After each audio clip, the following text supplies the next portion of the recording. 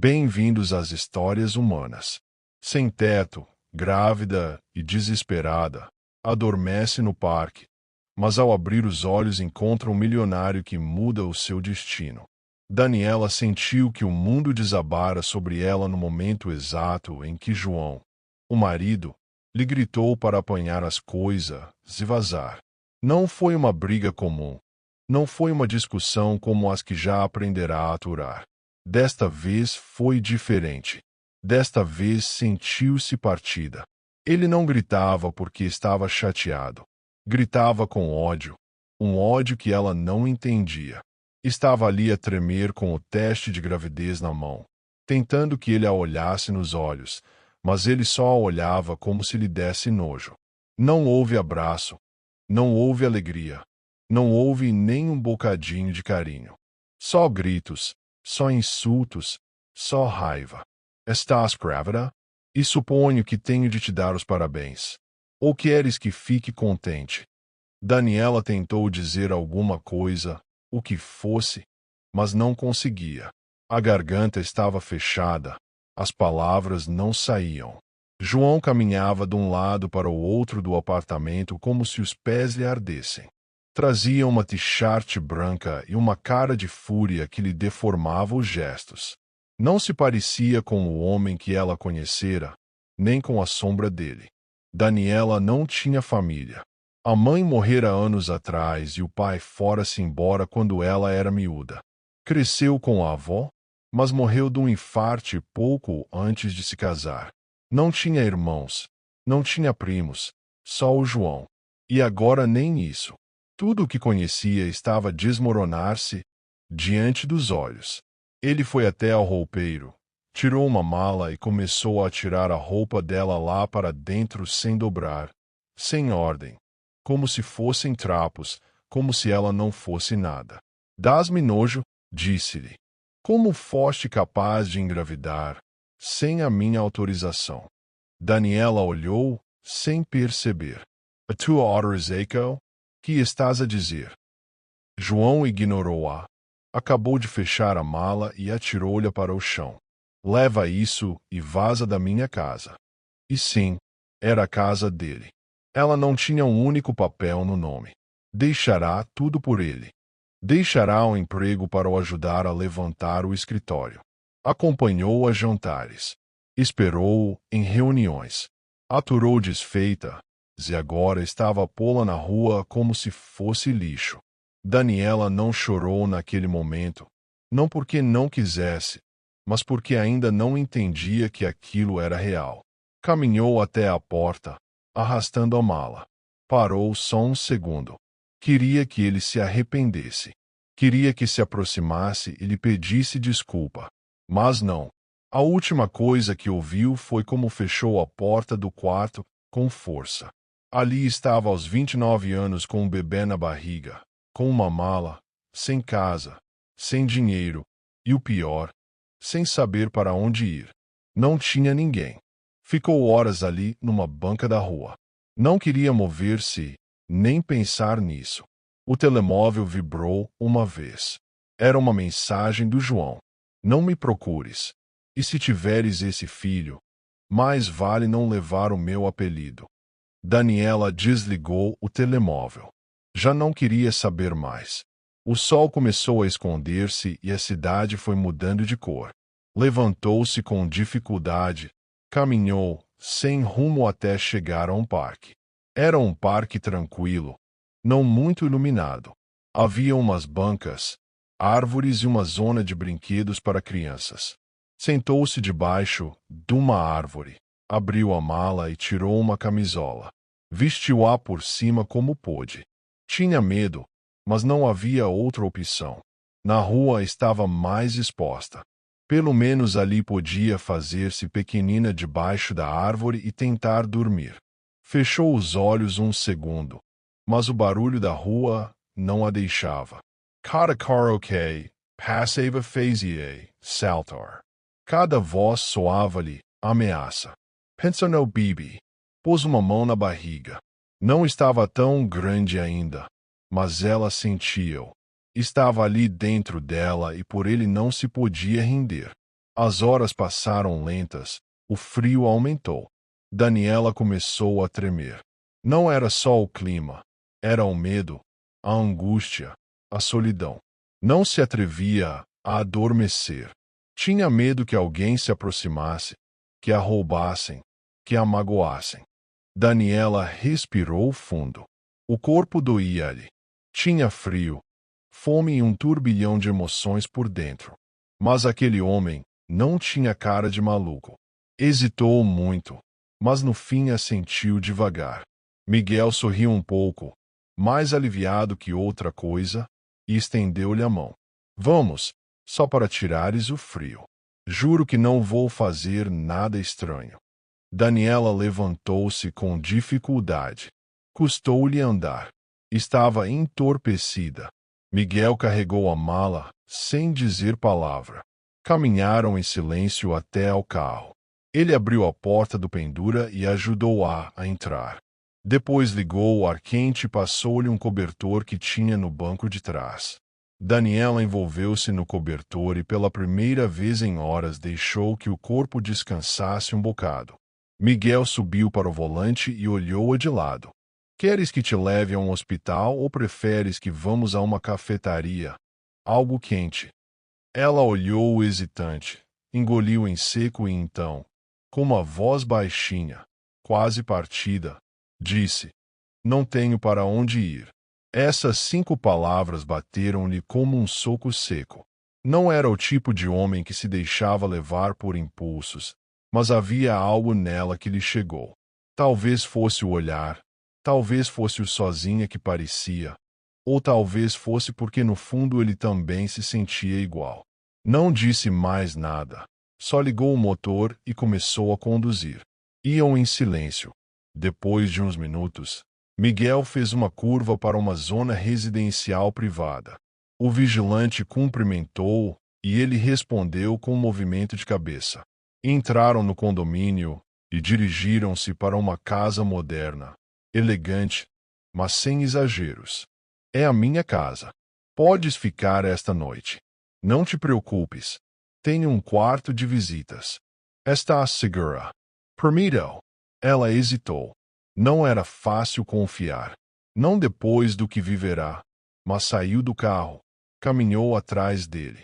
Miguel abriu a porta e fez-lhe sinais para entrar. Daniela cruzou a soleira e sentiu o calor do lar. Esse calor que esquecera que existia. A casa cheirava a madeira e café. As paredes estavam cheias de fotos, mas nenhuma de família. Só viagens, edifícios e uma única imagem de um cãozinho velho. Miguel levou-a até um quarto pequeno, mas confortável. Tinha uma cama limpa, casa de banho, candeeiro de cabeceira. Podes dormir tranquila. Se precisares de algo, estarei no quarto do fundo. Daniela assentiu. Não podia acreditar onde estava. Não entendia nada. Só sabia que naquela noite já não estaria na rua. Já não estaria debaixo da chuva. Daniela abriu os olhos sem saber onde estava. Custou-lhe uns segundos lembrar-se do que acontecerá na noite anterior. A árvore, a chuva, o carro preto. O homem desconhecido. Olhou em redor. Estava numa cama confortável, num quarto limpo. O ar cheirava a café acabado de fazer. Ouvi uma voz do corredor. Bom dia. Preparei café e um bocado de pequeno almoço, se tiveres fome. Era ele, Miguel. Não lhe estava a gritar. Não estava a bater em nada. Não lhe estava a exigir nada. Só falava com tom normal. Daniela meteu-se à casa de banho. Lavou a cara com água fria e olhou-se ao espelho. Tinha as olheiras marcadas, o cabelo despenteado e o rosto pálido. Mas pelo menos estava seca, com teto e com algum calor no corpo. Caminhou devagar pelo corredor, sem fazer ruído. Ao chegar à cozinha, viu-o de costas, pondo 2 pratos na mesa. Trazia uma t-shirt preta e uns fatos de treino. Tinha o cabelo molhado como acabado de lavar. Não parecia milionário. Parecia normal, tranquilo. Fiz ovos com fiambre. Também há pão torrado. Não sabia se gostas de café, mas se não tenho chá. Daniela ficou parada, sem saber se sentar ou dizer algo. Miguel sorriu-lhe com calma. Pode sentar-te. Não te vou comer. Ela aproximou-se devagar e sentou-se à frente dele. O cheiro da comida deu-lhe na cara como um soco. Tinha tanta fome que quase se lhe saíam as lágrimas. Pegou no garfo e começou a comer sem dizer palavra. Obrigada, disse ela passados uns minutos sem levantar a vista. Não há de quê, respondeu ele enquanto bebia da chávena. Queres contar-me o que se passou? Só se quiseres, não tens de dizer nada. Daniela largou o garfo no prato e respirou fundo. Era a primeira vez em muito tempo que alguém lhe perguntava algo sem a querer controlar, sem a julgar, sem a fazer sentir menos. Decidiu falar, ainda que fosse um bocado. O meu marido pôs-me na rua quando soube que estou grávida. Miguel ficou em silêncio. Não fez nenhuma expressão exagerada, só assentiu com a cabeça. Há quanto tempo estavam juntos? 3 anos casados, mas já vínhamos mal há tempo. Eu pensava que as coisas iam melhorar, mas quando soube que estava à espera de um bebê, ficou doido. E a tua família? Não tenho ninguém para quem ligar. Por isso estava naquele parque. Miguel baixou o olhar. Pensou no que sentirá quando a viu ali sozinha, encharcada. Lembrou-se de como ele também se sentirá sozinho quando a ex-mulher lhe gritou que nunca lhe poderia dar uma família. Lembrou-se das palavras do médico a dizer-lhe que era estéril. Lamento muito, a sério. Daniela só assentiu. Não precisava de pena, só precisava de ar. Acabou o pequeno almoço e levantou-se. Vou apanhar as minhas coisas. Já te incomodei suficiente. Obrigada por tudo. Miguel também se levantou. Calma, não tens para onde ir. Fica uns dias. Não tens de pagar nada. Só descansa. Pensa calma. Daniela olhou nos olhos. Estava habituada a que tudo viesse com condições, com ameaças, com chantagens, mas este homem falava a sério. Não quero aproveitar-me, disse ela com a voz baixinha. Não o estás a fazer. Não te estou a dar caridade. Só estou a ajudar alguém que precisa. Daniela hesitou, mas no fim assentiu. Talvez só por uns dias, só para se recuperar um bocado. Tenho uma casa grande, mas vivo sozinho. O quarto é teu enquanto precisares. E se quiseres procurar trabalho, tenho conhecidos. Podemos ver isso depois. Não sei. Por agora só quero respirar um bocado, deixar de sentir que o mundo me cai em cima. Miguel assentiu. Entendia-a melhor do que ela imaginava. Posso dizer-te uma coisa. Claro, eu não posso ter filhos. Daniela olhou direto, surpreendida. Disseram-me há uns anos. Foi um golpe. Eu queria muito ser pai, mas não se pôde. A minha mulher, a minha ex-mulher, não levou bem. Deixou-me. Disse que não queria viver com um homem incompleto. Daniela sentiu algo apertar-se-lhe no peito. Lamentou. O que quero dizer é que entendo o que é sentir que perdemos tudo, que já não sabemos quem somos nem para onde vamos. Ficaram em silêncio uns momentos. Mas sabes que mais? Continuou Miguel. Às vezes as coisas ruins acontecem para nos levar para onde realmente devemos estar. Tu estás aqui, eu estou aqui. Calha que nenhum de nós tem família, mas talvez possamos fazer uma juntos. Daniela olhou, sem perceber bem. Não estou a pedir nada, esclareceu ele rapidamente. Só estou a dizer que não tens de passar por isto sozinha. Se quiseres, podes ficar. Não como hóspede, mas como família. Os olhos de Daniela encheram-se de lágrimas. Há tanto tempo que ninguém lhe oferecia um lar verdadeiro. Por quê? Nem me conheces. Porque quando te vi naquele parque, sozinha e assustada, reconheci algo. Reconheci a mim próprio. E pensei que talvez pudéssemos ajudar-nos mutuamente. Daniela limpou as lágrimas com as costas da mão. E o bebê. Miguel sorriu pela primeira vez de forma verdadeira. Seria uma honra ajudar a criá-lo. Se me deixares. 6 meses depois, a vida de Daniela tinha mudado completamente. Miguel ajudou-a a encontrar emprego numa empresa de contabilidade. Apoiou-a durante a gravidez. Acompanhou-a às consultas médicas. Montou o quarto do bebê. Quando a pequena Sofia nasceu, Miguel estava na sala de partos, segurando a mão de Daniela. E quando a enfermeira perguntou o nome do pai para a certidão de nascimento, Daniela olhou para Miguel e disse: Miguel Santos. Hoje, 3 anos depois, formam uma família verdadeira.